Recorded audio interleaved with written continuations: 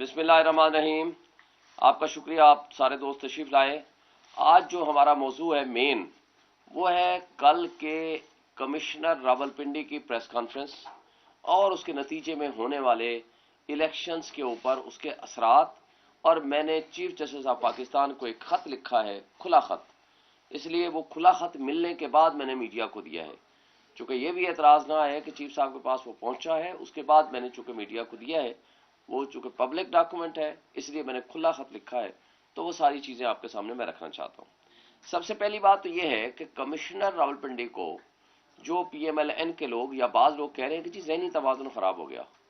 भाई, ज़हनी तवाज़ुन अगर उसका दुरुस्त था या ख़राब था तो उससे पहले पिछले 1.5 साल से आपने उनको लगाया हुआ है। वो आपका ताल्लुक, सिर्फ उसका ताल्लुक अगर किससे निकला, मुस्लिम लीग नून से निकला।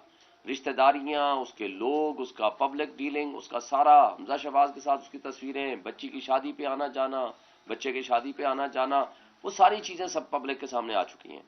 मगर मैं एक सवाल करता हूं, आजकल की जो ब्यूरोक्रेसी है वो इतनी खराब हो चुकी है, इस कदर वर्स्ट हो चुकी है, अफसोस से कहना पड़ता है कि जो उनमें से नेक नियति के साथ सच बोलने वाला निकले तो उसको कहा जाता है इसका जहन खराब हो गया है।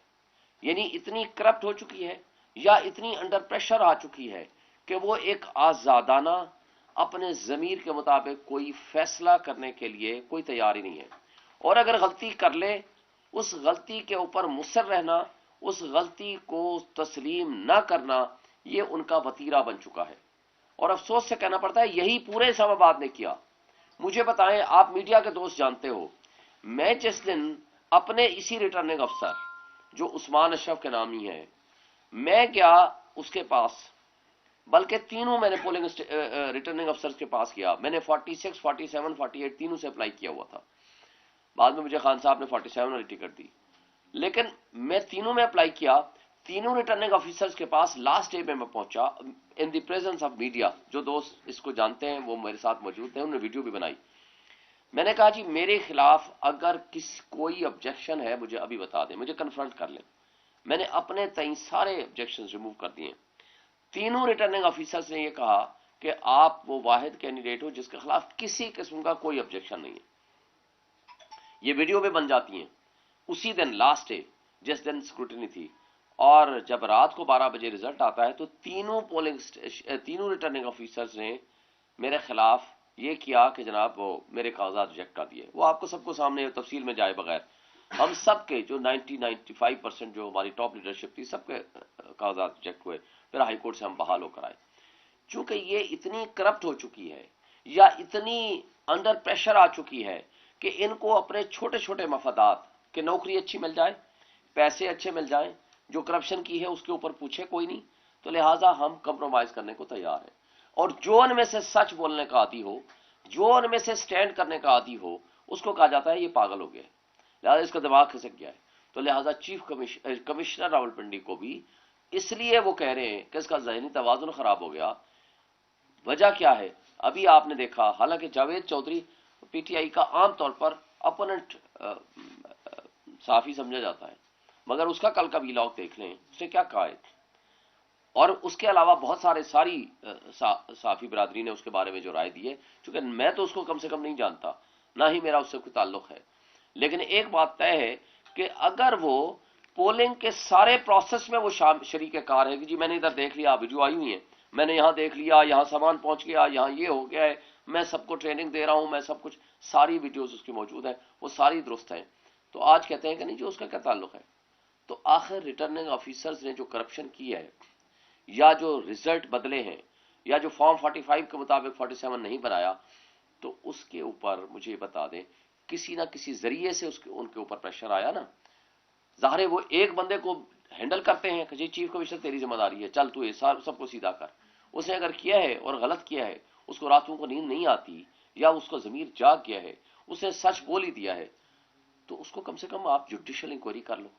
अब चीफ इलेक्शन कमिश्नर क्या इंक्वायरी करेगा जो खुद मुलव्वस है इसमें, उसे तुम्हारे ऊपर इल्जाम लगाया है, तुम कैसे कर सकते हो। और तुम्हारी इंक्वायरी की जाने वाली उसकी हैसियत क्या होगी। जो कि अब मैं उनके कंडक्ट को, इलेक्शन कमीशन के कंडक्ट को आपको बता देता हूं। یہ الگ بات ہے کہ فارم 45 آپ کے سامنے ہے میرے، میں نے سارے گوگل پہ سب جگہ ڈالا ہوا ہے، جس دوست کو چاہیے میں ابھی ایک کلک کروں گا سب کو پہنچ جائے گا، یا کوئی ایک گروپ ہو تو اس میں بتا دیں میں ان کو بھیج دوں، سارے آپس میں شیئر کر لیں۔ فارم 45 میرے ہیں 387، یعنی 387 پولنگ بوتھ تھے، سب کے سب فارم میرے پاس موجود ہیں۔ اچھا ایک بات اور ہے، صرف فارم میرے پاس نہیں ہے، یہ سب کو یہی فارم دیا جاتا ہے، اور اس کے اوپر دستخط کون کرتا ہے، اس کا ذرا فارم 45 کو میں آپ کو سمجھا دوں پبلک کو سمجھنے کے لیے۔ وہ فارم 45 یہ ہے، دن بھر کی جو پولنگ ہوتی ہے جب اس کی گنتی کرتے ہیں پریزائڈنگ آفیسر اور assistant presiding officer in the presence of the polling agents. میرے کیس میں 34 امیدوار تھے، لیکن چونکہ مین کنٹیسٹ جو تھا 5-6 کے درمیان تھا، لہذا ہر جگہ پہ جو پولنگ ایجنٹس تھے 4 5 6 7 ضرور موجود تھے۔ میں اگر اس کو 4 یا 5 تصور کروں تب بھی تقریباً یہ 2500 سے 3000 مختلف لوگوں کے فارم 45 کے اوپر دستخط ہیں۔ ایک پریزائڈنگ آفیسر، ہر ایک کا الگ، کیونکہ ہر پولنگ اسٹیشن کا الگ الگ ہے۔ نمبر 2 اسسٹنٹ پریزائڈنگ آفیسر، یہ تو 2 مسٹ ہیں۔ پھر 4 پولنگ ایجنٹس تو مسٹ تھے، یا 5 تھے یا 6 تھے کسی میں، میرا تھا، طارق فضل چودھری کا تھا پی ایم ایل این کا، اسی طرح مصطفیٰ نواز کھوکر تیسرے نمبر پہ آیا، اس کا ہر جگہ پہ موجود تھا۔ اس کے بعد ٹی ایل پی کا تھا، T L P Tehreek Labbaik Pakistan. اس کے بعد پیپلز پارٹی کا تھا ہر جگہ پہ، پیپلز پارٹی کا چونکہ نیر بخاری کا سگا بھائی یہاں سے الیکشن لڑ رہا تھا۔ پھر جماعت اسلامی کا آپ دیکھیں گے، جماعت اسلامی کا اتنا نیٹ ورک تھا، اس کا ہر جگہ پہ پولنگ اسٹیشن پہ ان کا پولنگ ایجنٹ موجود تھا۔ اس کے علاوہ جو انڈیپینڈنٹ تھے ان کے بھی تھے، کسی کے کم تھے کسی کے زیادہ تھے۔ فارم 45 وہ ہوتا ہے کہ جو سب کو ایک ہی دیا جاتا ہے، مجھے بھی وہی، دوسرے کو بھی وہی، تیسرے کو بھی، چوتھے کو بھی وہی، اور اس کے نتیجے میں وہ رزلٹ کمپائل ہوتا ہے۔ جب آگے آتا ہے تو ریٹرننگ افسر ان کو صرف جمع تفریق کرتا ہے کہ اس کے اتنے ہو گئے، اس کے اتنے ہو گئے، اس کے اتنے ہو گئے۔ اب 3000 بندوں کے دستخط کو ایک ریٹرننگ افسر صرف ایک دستخط سے اس کو وہ چینج کر دیتا ہے، اور وہ فراڈولنٹلی وہ اس کو اٹھا کر کے وہ کہتا ہے کہ جناب یہ تو ہو گیا ختم، یہ والے جو ہے ہم نے اس کو ایکسپٹ کر لیا۔ اچھا پھر کیا ہوتا ہے، میں جب جاتا ہوں ان کو بتاتا ہوں، خیر وہ الگ بات ہے کہ جو کچھ اس نے فراڈ کیا ساری چیزیں الگ طرف، میں چلا جاتا ہوں الیکشن کمیشن کے پاس۔ الیکشن کمیشن 11 تاریخ کو، اسی طرح میرے تینوں پولنگ اسٹیشن تینوں جو ہے اسلام آباد کے حلقے، لیکن میرے کیس میں تھوڑا سا ایڈیشنل فرق بھی ہے۔ الیکشن کمیشن کہتا ہے جی یہ سارا پروسیس آف کنسالیڈیشن جو ہے 48 فارم جمع کرنے سے منع کر دیا، ٹیلی فون کے ذریعے بھی، رائٹنگ کے آرڈر کے ذریعے۔ 11:30 بجے میں ادھر آ جاتا ہوں GA2 میں، دی پریزنس آف میڈیا، آپ لوگوں کو یاد ہوگا سارا میڈیا موجود تھا۔ سارے میڈیا کی موجودگی میں میں جاتا ہوں، اس میں آپ لوگوں نے بھی دیکھا، طارق فضل بھی تھا، میں بھی تھا، سارے 4-5 اور جو کینڈیڈیٹس تھے ان کی موجودگی میں ہم جاتے ہیں۔ وہاں کیا ہوتا ہے، وہ ریٹرننگ افسر صاحب وہ آ کر کہتے ہیں جی یہ ایڈجن ہو گیا، جی تاریخ ہو گئی، پوسٹ پون کر دیا چونکہ آرڈر آ گیا۔ میں نے کیا کہا، میں نے کہا نہیں ہم نہیں جائیں گے جب تک آپ ہمیں لکھ کے نہیں دیں گے۔ وجہ کیا تھی کہ ہمیں ان کی بےایمانیوں کا پتا تھا۔ ہم نے وہاں سے لکھوایا، اوریجنل میرے پاس لیٹر موجود ہے اور سب کے پاس ہے، لیٹر لکھوایا کہ process of consolidation is postpone in compliance of the order of the ECP، postpone ہو گیا۔ وہ پوسٹ پون ہو کے میں آپ کے پاس آیا، آپ کو یاد ہوگا اس دن میرا پروٹیسٹ بھی تھا، میں نے پورے میڈیا کو دکھایا اوریجنل، وہ دیکھنے کے بعد سب نے چلا دیا جی پوسٹ پون ہو گیا۔ اگلے دن پتہ چلا کل تاریخ کو، یعنی کل کی رات کو 11 کو ہی رات کو نوٹیفیکیشن آ گیا۔ مجھے بتائیں الیکشن کمیشن جانبدار نہیں ہے، غیر جانبدار کیسے ہو گیا؟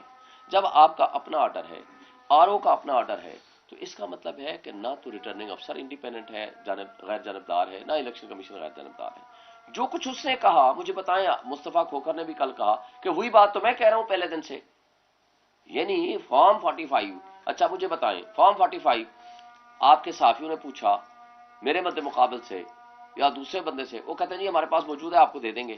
آج تک میں نے ہر صحافی سے پوچھا بھائی کہیں آیا ہے کسی ویب سائٹ پہ، کسی سوشل میڈیا پہ، کسی کے ذریعے، کہتے ہیں جی نہیں آیا۔ اگر وہ وہی ہیں جو اصلی ہیں، جو ہمارے والے ہیں، تو وہ دے دے، اگر فورج ہے تو بھی وہ دے دے۔ جس دن وہ فورجری کرے گا اس دن ہم پرچہ کراؤں گا، میرے پاس جس دن ایویڈنس آئے گی ایک بھی، RO کو بھی نہیں چھوڑوں گا، طارق فضل کو بھی نہیں چھوڑوں گا، خواہ مجھے سپریم کورٹ تک لڑنا پڑے۔ اس لیے یہ قوم کے ساتھ جرم ہے، یہ میرے آپ کے ساتھ اکیلے کا جرم نہیں ہے۔ پوری قوم کے یہ مجرم ہیں، عوام کا مینڈیٹ ہے، 25 لاکھ کی آبادی ہے صرف اسلام آباد کی، یہ اسلام آباد کی بات کر رہا ہوں، یہی راولپنڈی میں ہوا، یہی باقی ملک میں ہوا۔ اب چیف جسٹس آف پاکستان چونکہ بقول ان کے وہ سوشل میڈیا یا باقی چیزیں نہیں دیکھتے، تو میں نے ان کو خط لکھا ہے پرسوں اور 16 تاریخ کو، اور کل ان کو ریسیو ہو چکا ہے، اور آپ نے دیکھا ہے اس میں میں نے پوری تفصیل بیان کی ہے کہ میرے ساتھ کیا ہوا، اور اسی طرح تینوں حلقوں میں، اسی طرح پورے پاکستان میں ہو چکا ہے۔